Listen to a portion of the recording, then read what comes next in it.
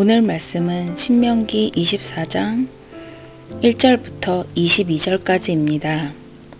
사람이 아내를 맞이하여 데려온 후에 그에게 수치되는 일이 있음을 발견하고 그를 기뻐하지 아니하면 이혼 증서를 써서 그의 손에 주고 그를 자기 집에서 내보낼 것이요 그 여자는 그의 집에서 나가서 다른 사람의 아내가 되려니와 그의 둘째 남편도 그를 미워하여 이혼 증서를 써서 그의 손에 주고 그를 자기 집에서 내보냈거나 또는 그를 아내로 맞이한 둘째 남편이 죽었다 하자.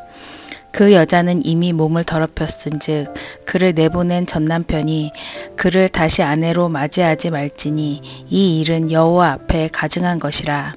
너는 내 하나님 여호와께서 내게 기업으로 주시는 땅을 범죄하게 하지 말지니라.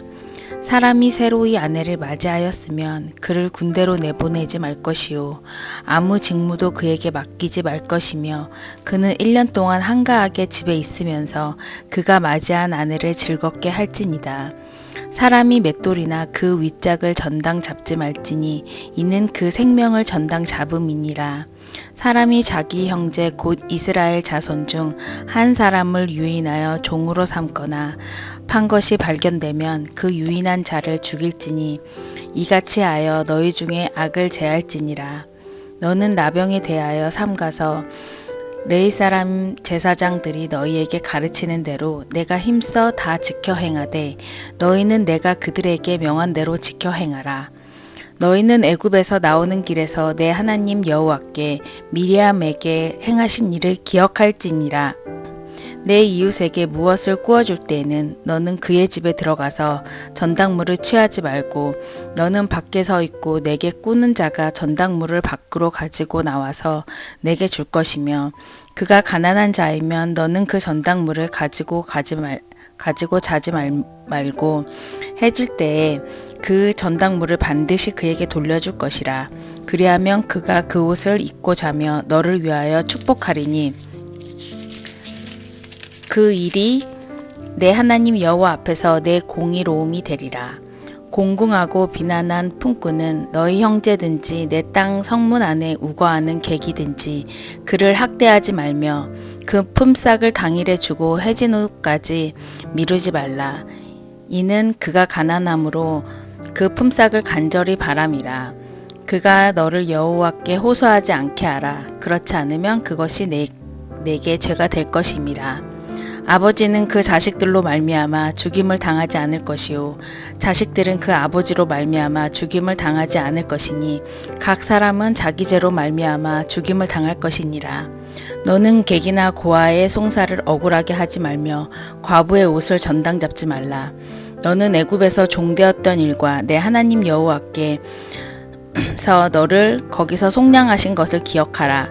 이러므로 내가 내게 이 일을 행하라 명하노라. 내가 밭에서 곡식을 벨 때에 그 한뭇을 밭에 잊어버리거든 다시 가서 가져오지 말고 나그네와 고아와 가부를 위하여 남겨두라. 그리하면 내 하나님 여호와께서 내 손으로 하는 모든 일에 복을 내리시리라.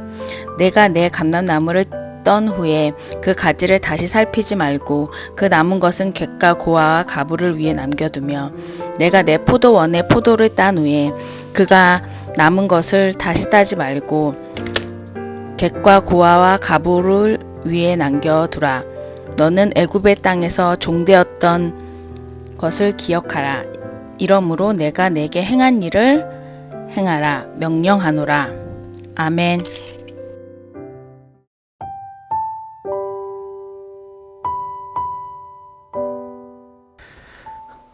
예수님께서는 전체 율법의 핵심을 하나님을 사랑하고 내 이웃을 내 몸과 같이 사랑하라는 말씀으로 요약해 주셨습니다. 하나님 백성에게 이웃사랑은 무거운 의무가 아닙니다. 하나님이 우리를 그분의 자녀 삼으시고 우리를 사랑하신 것처럼 우리도 받은 사랑을 흘려보내는 당연한 반응입니다. 오늘 본문에는 다양한 제도와 규례들이 나오는데요. 한 가지 공통점은 우리 이웃 중 사회적 약자들에 대한 배려의 명령입니다.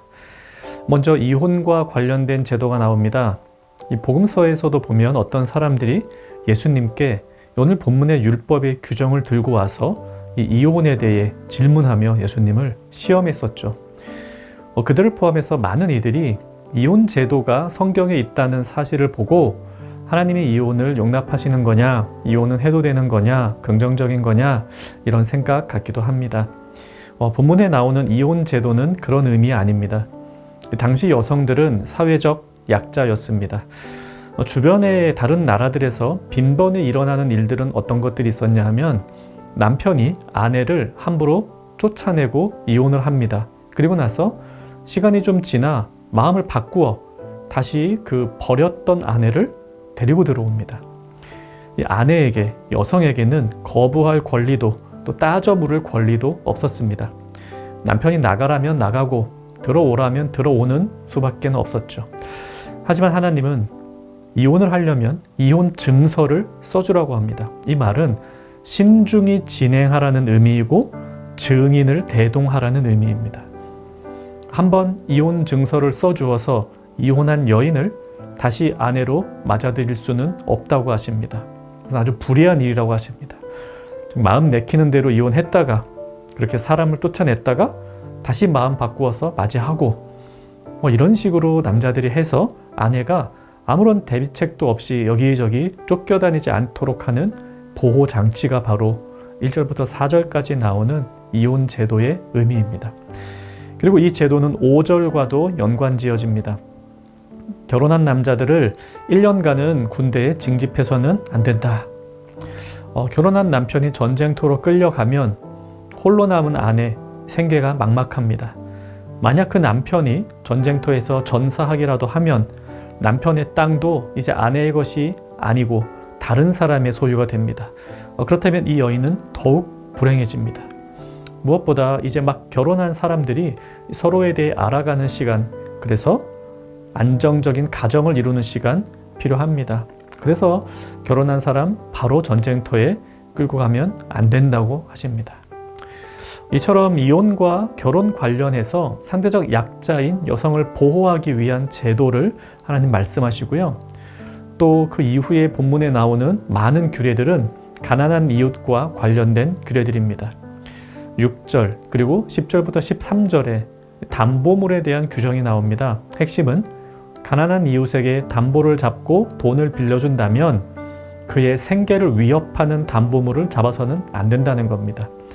예를 들어 6절에 나오는 맷돌이 없으면 오늘 하루 생계 자체가 유지가 되기 어렵습니다.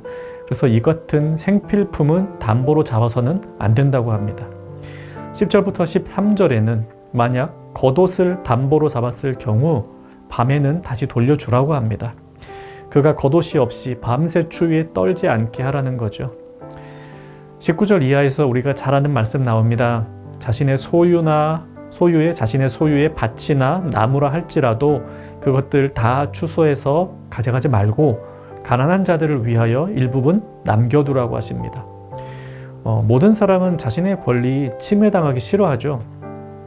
당시 사회에서 남자들은 여자에 비해 많은 권력을 가지고 있었습니다. 주변 나라들 모두 여성을 학대하고 그들의 인권을 중시하지 않았습니다. 그게 당연한 사회였습니다. 하지만 하나님은 여성의 인권을 존중하고 그들이 학대당하지 않는 규정을 마련해 주셨습니다. 부자들은 가난한 이들이 기술이 없거나 게으르거나 부모 잘못 만나서 다 그런 거다 하고 넘겨버릴 수도 있습니다. 돈을 빌려갔으면 당연히 이자를 내야지, 그리고 합당한 담보 잡혀야지 라고 요청할 수도 있습니다. 또 내 땅에서 난 소출이니 다 내 거야, 내 마음대로 하겠다 라고 할 수도 있습니다. 주변 나라들 다 그렇게 합니다. 하지만 하나님 나라에서는 그렇게 살아서는 안 된다고 하십니다. 사회적 약자들에 대한 배려, 이것은 하나님 나라 백성에게는 의무입니다. 의무이긴 하지만 억지로 하는 무거운 짐이 되어서는 안 됩니다. 그래서 오늘 본문에서도 이웃과 관련된 다양한 규례들을 주시면서 마지막 22절에 이렇게 마무리합니다. 너는 애굽 땅에서 종 되었던 것을 기억하라. 이러므로 내가 내게 이 일을 행하라 명령하노라.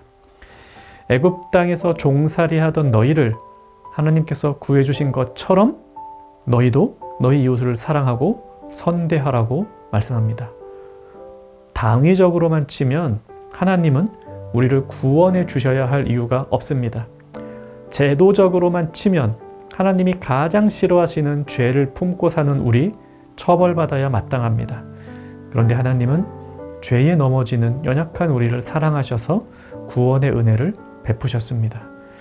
우리가 우리의 마땅한 권리를 주장하는 대신 약자들을 돌보고 그들을 배려하며 사랑해야 하는 이유입니다.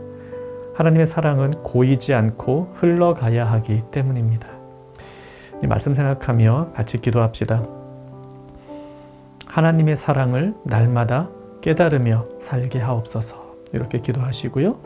내 마땅한 권리를 주장하는 대신 이웃에 대한 배려와 사랑을 먼저 생각하고 실천하게 하소서.